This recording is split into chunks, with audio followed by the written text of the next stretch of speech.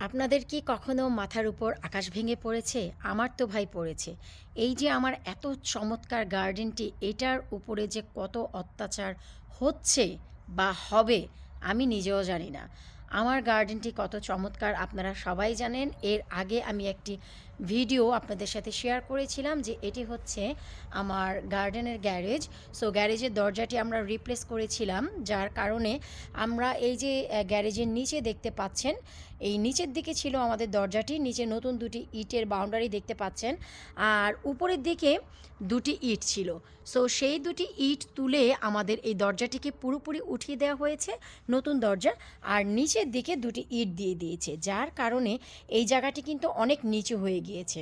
তো আপনারা দেখতেই পাচ্ছেন যে অনেক বেশি নিচু। তো বেসিক্যালি এখানে সামনের দিকে এবং গ্যারেজের যে ভেতরের অংশ, এই জায়গাটিতে আমাদের একটি স্টেপ দিতে হবে যেন আমরা ইজিলি ভেতরে যাওয়া আসা করতে পারি।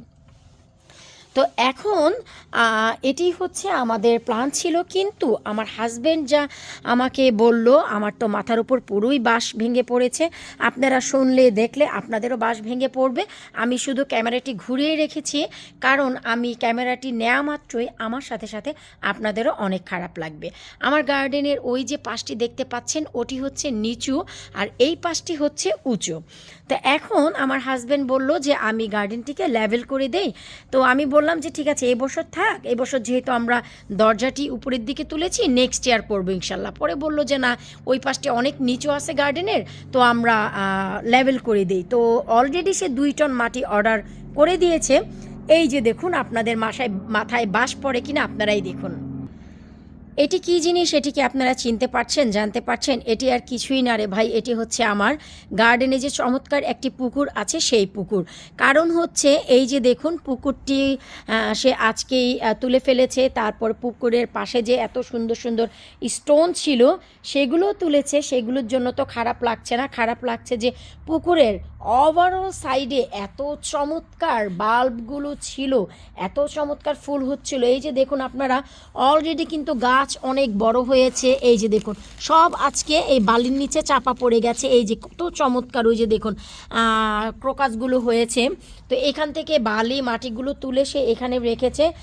ফুলের গাছগুলো সবই মরে যাবে। এই যে দেখুন, এখানে কত চমৎকার আমি এবছর আরও নতুন নতুন অনেক বাল্ব দিয়েছি। ওই যে দেখুন, এখন হচ্ছে আমাদের প্ল্যান, ওই যে নিচের দিকে দুটি ইট দেখতে পাচ্ছেন, একটি ইট রেখে আমরা একেবারে নিচের ইটটি পর্যন্ত এখানে পুরোই মাটি দিয়ে দিব। যার কারণে হচ্ছে এই যে এপাশে যে স্ল্যাবগুলো ছিল, ওই যে দেখুন স্ল্যাবগুলো আজকে তোলা হয়েছে। তো এখান থেকে নিয়ে পুরো গার্ডেনটি ওভারঅল যদি আপনারা দেখেন, এইখান থেকে নিয়ে একেবারে ওই যে দেখতে পাচ্ছেন ওই পর্যন্ত, একেবারে মেন গেট পর্যন্ত আমরা কি করব, 2 টন মাটি ফেলে দেব। মাটি দিলে আমাদের গার্ডেনটি এপাশ ওপাশ পুরোই লেভেল হয়ে যাবে। ওই যে দেখুন, ওই সাইডে আমার পুকুরের পাথরগুলো সব তুলে রেখেছে।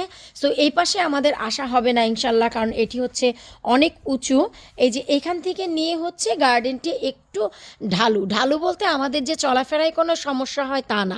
এই যে দেখুন, গার্ডেনে কিন্তু অনেক সুন্দর সুইংও আছে এবং এই যে স্লাইডারও আছে। এরা কিন্তু সবই করতে পারে, কিন্তু আপনি যদি চোখে ভালো করে দেখেন, দেখতে পাবেন যে আমার গার্ডেনের এ পাশটি হচ্ছে একটু উঁচু আর ওই পাশটি হচ্ছে কিন্তু একটু নিচু। সো আমরা হচ্ছে পুরো গার্ডেনটি লেভেল করব। তো এই পাশে আমাদের আসতে হবে না, কারণ এই পাশে কিন্তু আমি মোটামুটি করে একটি মাচা সেটেল করে দিয়েছি, আপনারা সবাই জানেন। সো এই পাশটি পুরোই ঠিক আছে, আমাদের এই পাশটি ধরতে হবে না। এই পাশটি আমার একেবারে আলহামদুলিল্লাহ, এ পাশে আসতে হবে না। এখন হচ্ছে মন এই জন্য খারাপ যে এইখান থেকে আমাদের স্ল্যাবগুলো তুলতে হবে, তারপরে হচ্ছে মাটি ফেলতে হবে, এই জিনিসগুলো মুভ করতে হবে। আর সব থেকে বড় কথা, এই যে আমি 2023-এ এখানে একটি চেরি প্লান্ট ছিল, সেটি তুলে এখানে আমি টিউলিপের বাদ দিয়েছিলাম। দেখুন টিউলিপের ফুলগুলো উঠছে, এগুলো সব ঢেকে যাবে, ঢেকে মাটি চাপা পড়বে। তার উপরে আবার এই যে গার্ডেনের যে ঘাস, এই টার্পগুলো করব, কার্পেটিংগুলোও করব। সো এবছর আমার মনে হয় না যে সেই মাটি ভেদ করে, এই ঘাসের কার্পেট ভেদ করে এই ফুলগুলো আর হবে। সো আমার এত বেশি খারাপ লাগছে যে আমি বুঝাতেও পারছি না। যে এই যে দেখুন, কত আমার চমৎকার পুকুরের সাইডে কি হয়ে গেছে। আমি জানি যে যখন আবার আমরা সব কিছু কমপ্লিট করে ফেলবো, তখন আবার খুব চমৎকার হয়ে যাবে এই যে পুকুরটি। আমার হাজব্যান্ড বলেছিল যে ঠিক আছে তোমাকে একটা নতুন পুকুর কিনে দেই যেটা সিলভার কালার বা ব্লু কালার।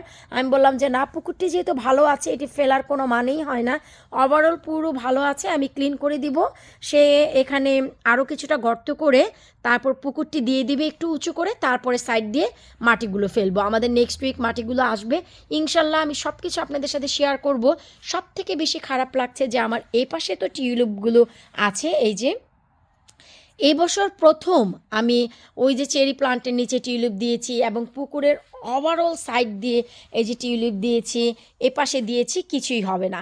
এই যে আমি একটি মাচা বানিয়েছি আপনাদের সাথে শেয়ার করেছিলাম, সেই মাচাটি সে উঠাতে বলেছে, কিন্তু মাচাটি আমি উঠাবো না, কারণ ওই যে আমাদের যদি নিচে একটি ইট পর্যন্ত আমরা মাটি দেই, হয়তো বা নিচের বাউন্ডারিটি মাটির নিচে ঢুকে যাবে, যাক, কারণ এটি একেবারে আমি পুক্ত করে দিয়েছি, এটি আর আমি মুভ করছি না। আবার ওই যে কর্নার, ওই কর্নার ঘেঁষেও মাটি ফেলতে হবে। আমি অলরেডি ধনিয়ার বীজ দিয়ে দিয়েছি গার্ডেনে, যারা আমার ভিডিও দেখেছেন তারা সবাই জানেন। এই যে মূলার বীজ দিয়েছি, আলহামদুলিল্লাহ। এখানে মাটি ফেলতে হবে না এপাশে, কিন্তু এপাশে আমাদের হাফ সাইড ফেলতে হবে। তার মানে ধনিয়ার বীজগুলো যে দিয়েছি, মাটি যদি ফেলি তাহলে একেবারেই নিচে পড়ে যাবে।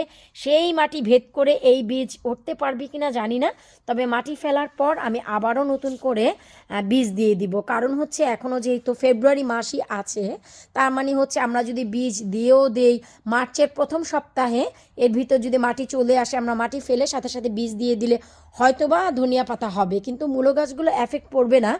আমরা এখান থেকে মাটি দিব, এখান থেকে স্ল্যাব তুলেছি, হয়তো বা এই মূলা গাছগুলো রেখে তারপরের থেকে মাটি দেওয়া শুরু করব। আবার এখানে প্রসেস মাটি, এই বেডগুলো কিন্তু আমি তৈরিও করেছি, আপনারা সবাই জানেন। তো যাই হোক, মন অনেক অনেক অনেক অধিক খারাপ যে এবছর পুকুরের পাড়ের মানে যে বাল্বগুলো, ফুলগুলো দেখতে পারলাম না। তাছাড়া 2 টন মাটি কিন্তু বাড়ির ধারে না রে ভাই, 2 টন মাটি দেওয়ার পর এই বাল্বগুলো সামনের বছরও উঠবে কিনা সন্দেহ, কারণ এত নিচ থেকে এত আর্লি হয়তো বা উঠবে, কিন্তু এই যে যেমন মিডল ফেব্রুয়ারির দিকে গাছগুলো উঠে গেছে, মনে হয় না উঠবে, হয়তো বা মার্চের দিকে উঠবে, কারণ যত নিচে বাল্ব থাকবে উঠতেও তত টাইম লাগবে। তো আমার প্ল্যান আছে মাটি ফেলার পর আমি আবার কি করব, পাশ দিয়ে আবার টিউলিপের বাল্ব দিয়ে দিব নতুন মাটিতে। তো যদি গাছগুলো ওঠে, এইগুলো উঠবে, আমার যা টার্গেট, আমি তো জানি যে এখানে বাল্বগুলো আছে। এই যে আমার যে পেয়ারের গাছের এই কর্নারে একটি ক্রোকাস আছে, সো আমি জানি তো এইখান থেকে এখানে আমার গাছগুলো থাকবে, আমি যেহেতু জানি। তো আমি যখন মাটি এতটুকু উঁচু হবে, তখন আমি এইখান থেকে টিউলিপের বাল্ব দিয়ে দিব। এতে করে যা হবে যে যদি হয় তাহলে পাশাপাশি দুটি হবে, এগুলো হয়তো বা আর্লি উঠবে, ওইগুলো একটু লেট করে উঠবে, এই আর কি।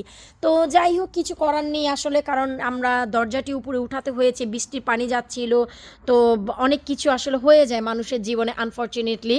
আর মাথায় বাস পড়লে ভাই এভাবেই পড়ে।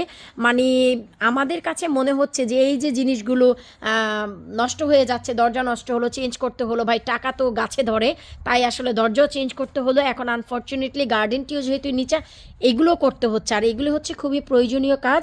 অপ্রয়োজনীয় হলে আমি কখনোই করতাম না, কারণ গত 6 বছরে এই বাড়িতে আমি আছি, গত 6 বছরে আমি তেমন কোনো কাজই করিনি, কারণ প্রয়োজন ছিল না।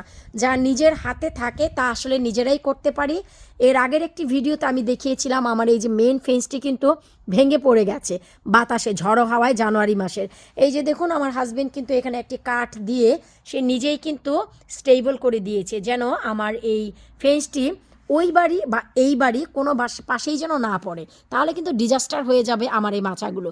সো আসলে যেগুলো নিজেরা করতে পারি সেগুলো তো নিজেরাই করি নেই, আর যেগুলো নিজেরা করতে পারি না সেগুলো টাকা খরচ হলেও লোক দিয়ে করাতে হবে, কিছুই করার নেই। আশা রাখছি যে আমার এই মন ভাঙা ভিডিওটি আপনাদের কেমন লাগবে জানি না, অবশ্যই ভিডিওর নিচে জানাবেন। কমপ্লিট হওয়ার পর অবশ্যই শেয়ার করব যে আমরা কোন পর্যন্ত কী কাজ করলাম।